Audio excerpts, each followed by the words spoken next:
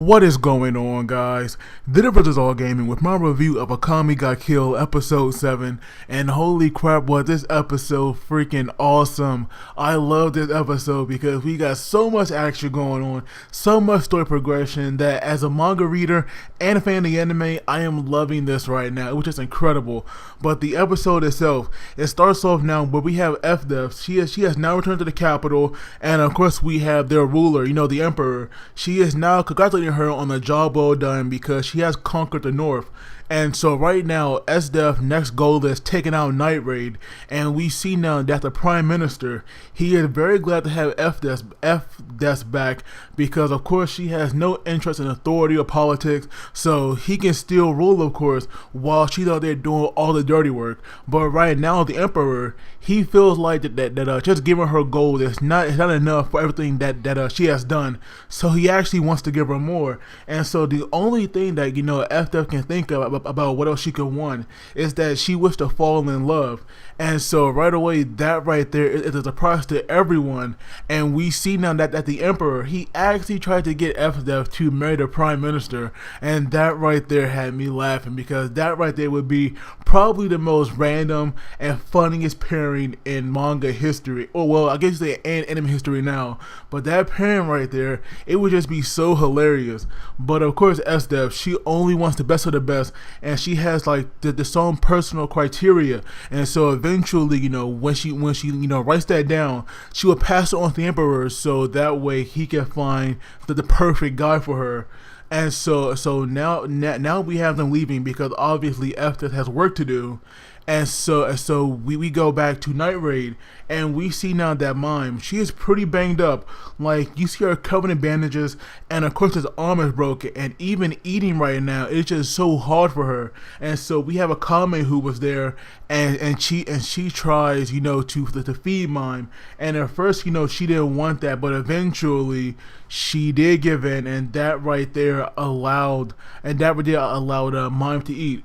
And so now we have Tatsumi who was like busy cleaning, dishes, and we see now that like he thinks that Akame is like perfectly fine right now because we see that like she was acting normal. So Tatsumi is thinking that Akame here is kind of like a machine, like she is used to having comrades dying on her, and so she like used to this feeling right now. So even though with all of them like depressed, Akame here was the one keeping her composure.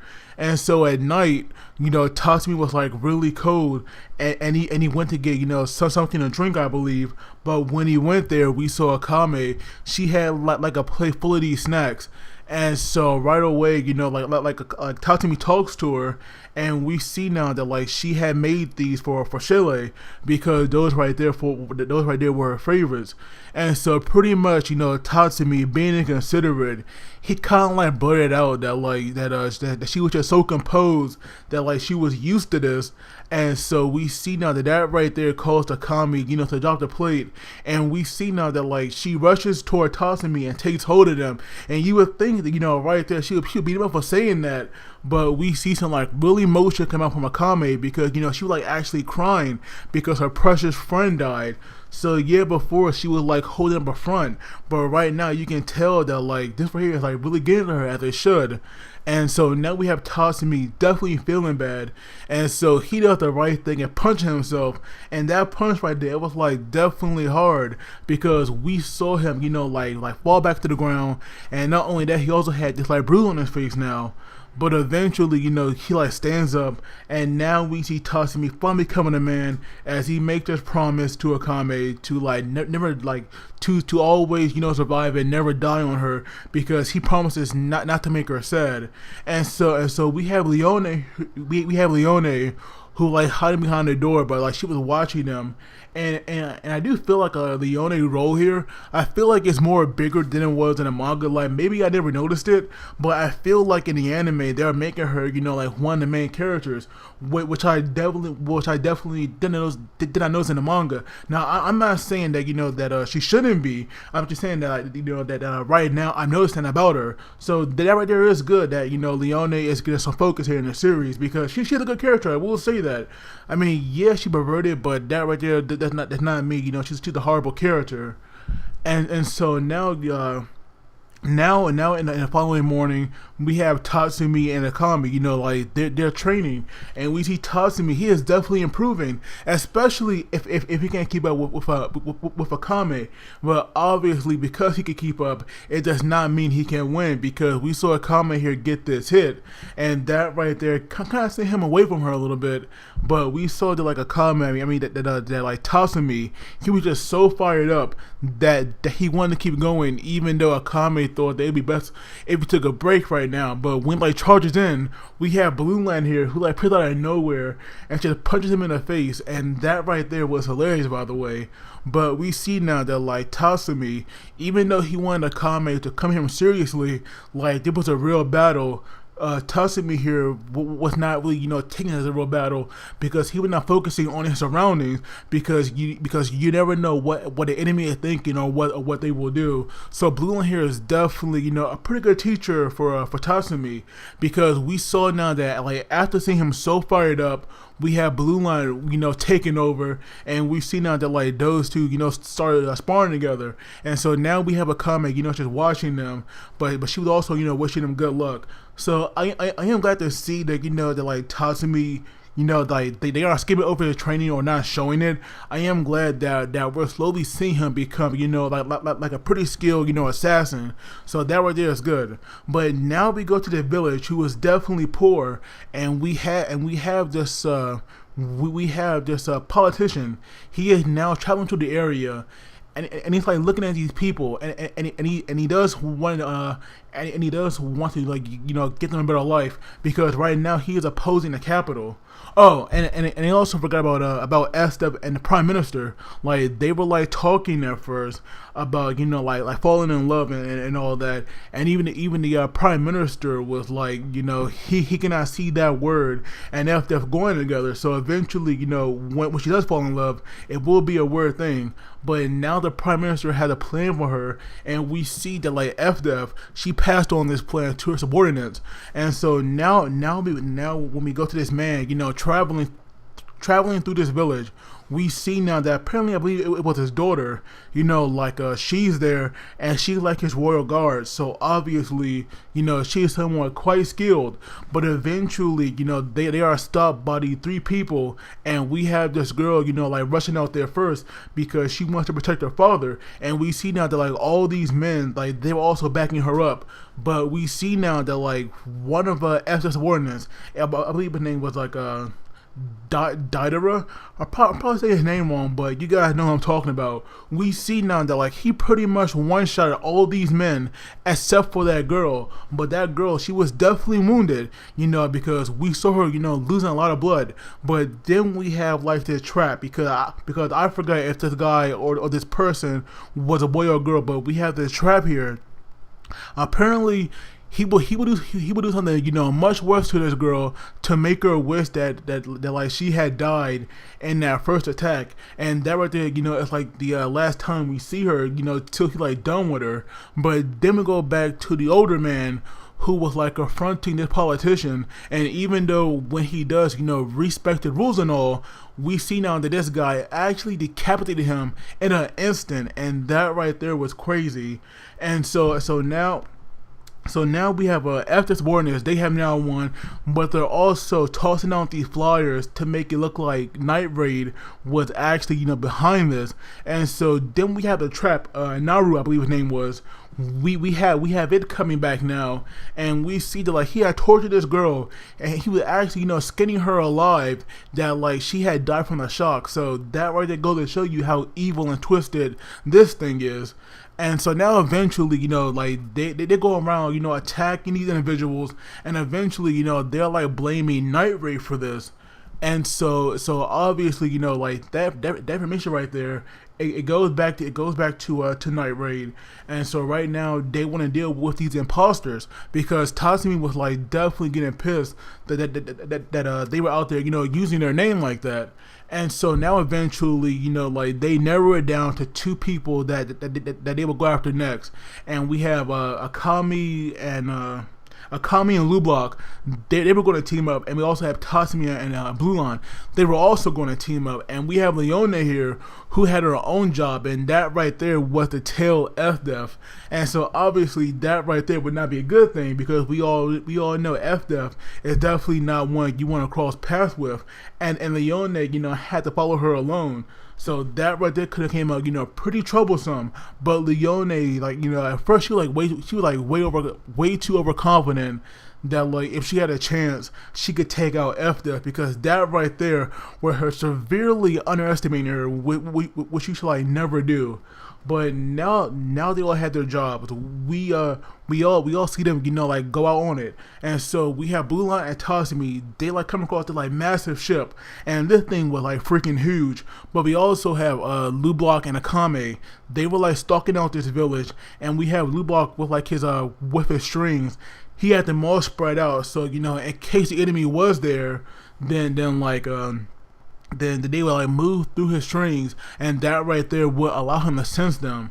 But we have these political men in the village. They giving out rice, and while Akame was actually watching them, we see now that she actually got hungry, which was freaking hilarious. But we have Lublok. He had some kind of bar that he gave to Akame, and what made that funny is as soon as she saw it, she not only ate that, but she also bit her fingers as well, and that right there was pretty funny.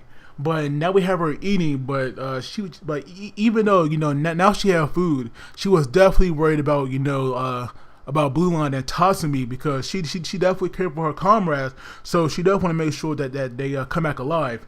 But when we go to Tatsumi and Bulat, we see now that Tatsumi, he is blending in perfectly, because he was wearing this suit, and we see now that he thought that with all these people around him, it would be impossible for the enemy to get to that man. But we have Lublok, who actually was in his armor, using it's trump card, that invisibility. He was able to hide out of sight, but he did hit Tatsumi upside the head, and that right there was funny as well, because he was because Bulat told him to call it tough love, and he said love 3 times. But now we go into Lublok's past, because apparently he had this armor for a while, because that right there got him out of a lot of jams, and it also helped him win a war. And so during that war or after it, we have this general who was actually taken hostage or captured, because he did not want to take this bribe.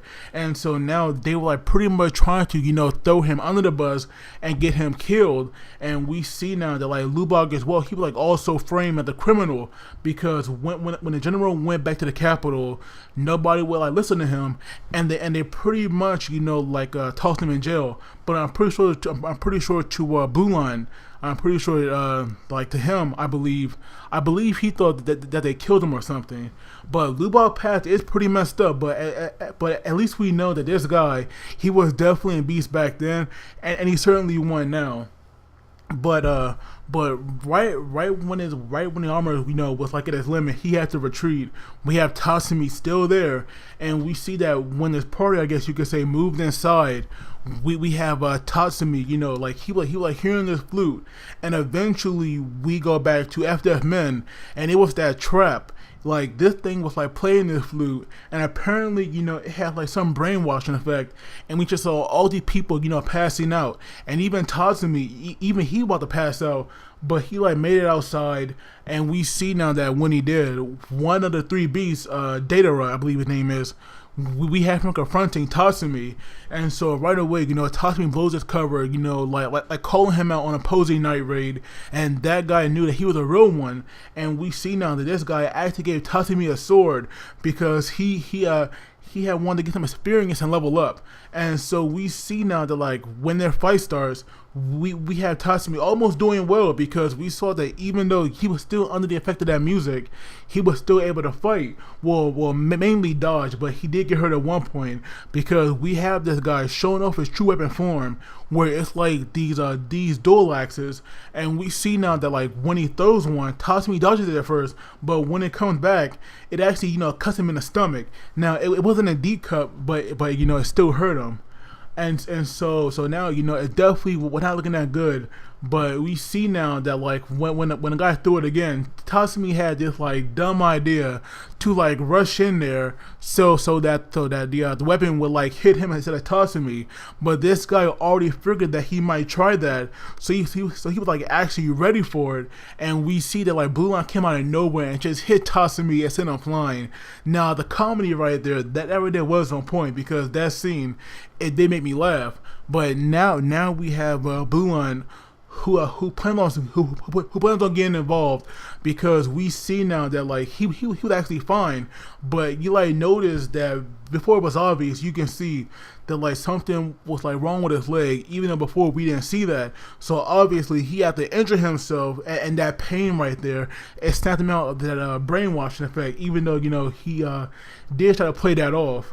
And so now we have him telling Tasumi to like watch his fight and to burn it into his memory, and we see that like he armors up, and so when he does that, we have him charging in there, but then the other two beasts charging as well. And so now we have Blue Line, who was always minding his surroundings. He takes them out, and he actually he actually one shots Datara by like splitting him down the middle. Now that right there was brutal, and you would think that the other two might be out, and I do believe that like Blue Line thought that as well. And we see that like when he was saying that he was the 100-man Slayer, I believe, with like a nickname back in the day, we have this one guy getting up, and apparently he corrected him, saying that he was like the 187 manslayer, I believe it was. But now when like Bulat looks at him, he like shocked to see that it's the general that he had once fought with, and now they're enemies. So that right there is like definitely crazy. But like I said, the episode itself, it was definitely good. I enjoyed it. I'm going to give it an 8 out of 10. But of course, I'd love to hear your guys' thoughts on it. And as always, please do not forget to like the video and subscribe, because it really helps me out. And you guys take it easy, and I will see you all next time. So I just realized that like after I was like done with the review, I forgot probably one of the most important parts about the episode, and that was where we have Leone, stalking S-Def, because we have F-Def. She is like out in the open, and we see now that Leone, at first she was just showing so much confidence, thinking she can attack F-Def with her guard down. And even though they were here like clearly a trap, you can see that like S-Def, she was like ready for a fight. She was, because we saw her, like just sitting there in the open. But she was just giving off this like powerful aura of evil that like Leone, she had no choice, because she was like covered in sweat at one point, and we see now she had no choice but to give in to her animal instincts and retreat. And so S-Def, she has sensed that present was gone. And she was like, and at first she was hoping that Leone would try something, because she had wanted to try some new torture techniques. So it goes to show you that like S-Def is ready to go anywhere at any time. But yeah, that part I definitely did not want to leave out, because like to me that right there, it's like pretty important. But that's all, guys. Take it easy.